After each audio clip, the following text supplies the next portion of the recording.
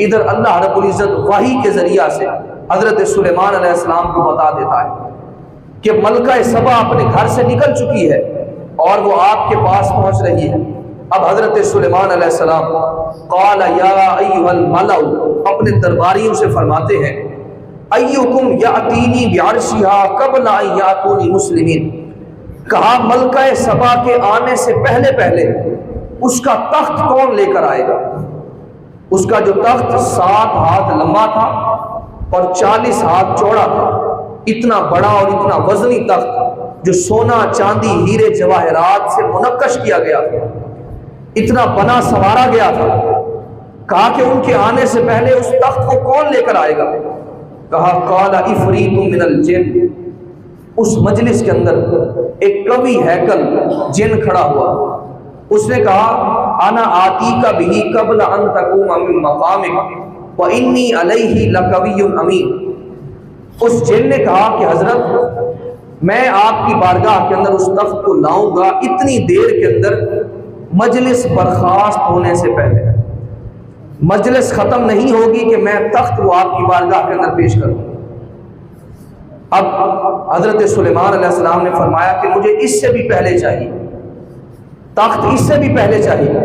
अब क़ाल अल्लज़ी इंदहु इल्मुम मिनल किताब अना आती का भी कबल अन यर्तद्द इलैका तरफ। उसी मजलिस के अंदर एक अल्लाह का वली बैठा हुआ था, अल्लाह का बुजुर्ग बंदा बैठा हुआ था।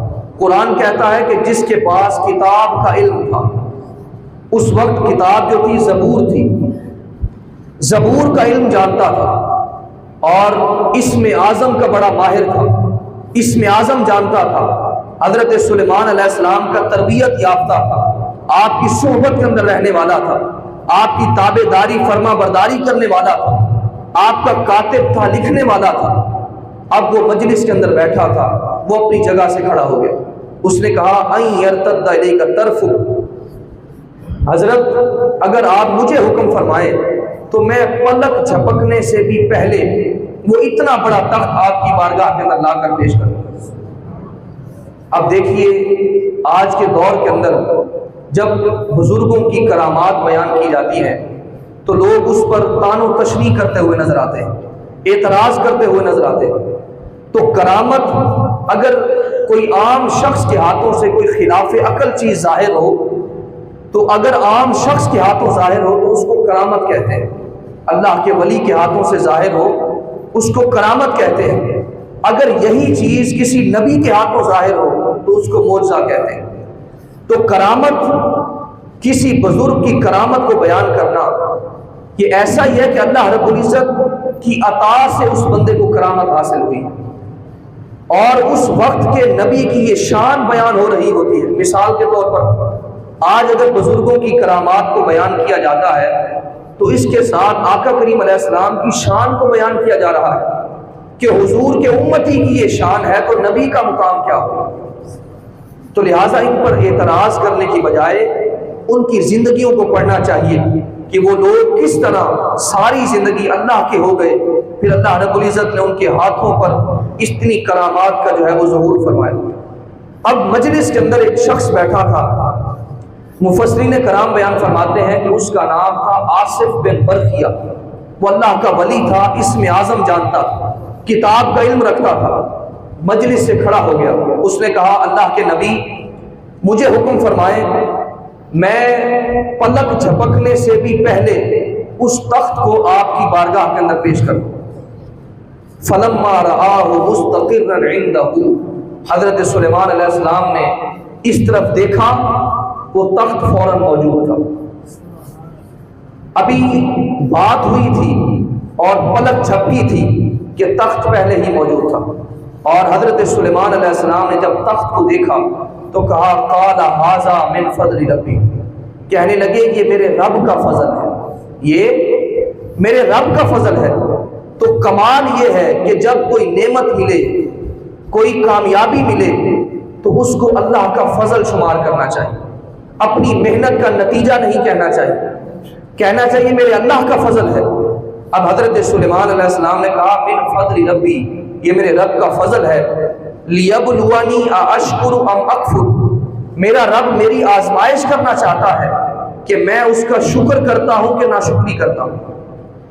वमन शाकरा फइन्नमा यशकुरु लिनफ्सी, और जो शुक्र करता है वो अपना ही फायदा कर रहा होता है, लिहाजा अल्लाह को कोई फायदा नहीं दे रहा होता। वमन काफरा फइन्न रब्बी गनियुन करीम, और जो नाशुक्री करता है मेरा रब जो है वो बड़ा बेपरवाह है। कोई शुक्र करे नाशुक्री करे, अल्लाह को ना फायदा पहुंचता है ना ही नुकसान पहुंचता है। जो शुक्र करता है अपना ही फायदा करता है। अपना फायदा क्या करता है? न इन शकरतुम लअज़ीदन्नकुम, अल्लाह रब्बुल इज्जत फरमाता है जो शुक्र करता है मैं उसको और भी ज्यादा अता फरमाया करता हूँ, और जो नाशुक्री करता है मैं उससे नेमत को वापस ले लिया करता हूँ। अब हजरत सुलेमान अलैहिस्सलाम, आपने, अब ये खुलासा बयान करता हूँ, वक्त चूंकि खत्म हो रहा है। हजरत सुलेमान अलैहिस्सलाम ने अल्लाह का शुक्र अदा किया और फरमाया कि ये मेरे अल्लाह का फजल है। अब हजरत सुलेमान अलैहिस्सलाम ने कहा कि इस तख्त के अंदर कुछ तब्दीली की जाए, ताकि जब मलका सबा आए तो थोड़ी देर के बाद उसको पहचान आए। ऐसा ना हो कि फौरन आए और कहे कि ये मेरा तख्त है। चूंकि इंसान जब कंफ्यूजन के बाद, गलत फहमी के बाद, जब इंसान किसी मुकम्मल खबर तक पहुंचता है तो इंसान को यकीन हो जाता है, उसकी हैरत का अंदाज और होता है। तो कहा इस तख्त के अंदर थोड़ी सी तब्दीलियां करते हैं। हजरत सुलेमान अलैहिस्सलाम के हुक्म से कुछ तब्दीलियां की गई और तब्दीलियों के बाद उस तख्त को वहीं पर सजा दिया गया। और हजरत सुलेमान अलैहिस्सलाम ने जिन्नों के जरिया से एक बहुत बड़ा महल तामीर करवाया, जिसको शीश महल का नाम दिया गया। बहुत खूबसूरत महल, और हर तरफ हीरे जवाहरात, खूबसूरत पत्थर, ज़ेबाइश आराइश फहमाइश के साथ उस महल को जो है वो तामीर किया गया। अब मलका सबा हजरत सुलेमान अलैहिस्सलाम की बारगाह तक पहुंचती है, और हजरत सुलेमान अलैहिस्सलाम की बारगाह में पहुंचकर उस तख्त का मुलाहिजा करती है। हजरत सुलेमान अलैहिस्सलाम फरमाते हैं कि इस तख्त को जानती हो? मलका सबा कहती हैं ये तख्त मेरे जैसे तख्त जैसा लगता है, जिस तरह मेरा तख्त था लगता है कि ये वैसा तख्त है, और मुझे लगता है कि ये तख्त भी वही है। अब हजरत सुलेमान अलैहिस्सलाम फरमाते हैं कि हाँ ये वही तख्त है जो आपका तख्त यमन के अंदर मौजूद था। अब हजरत सुलेमान अलैहिस्सलाम की ताकत को, कुव्वत को मान जाती है, और हजरत सुलेमान अलैहिस्सलाम के दिल के अंदर भी एक और ख्वाहिश मौजूद है। ये जो खातून है ये काफिरा है, इसने अभी तक इस्लाम कबूल नहीं किया।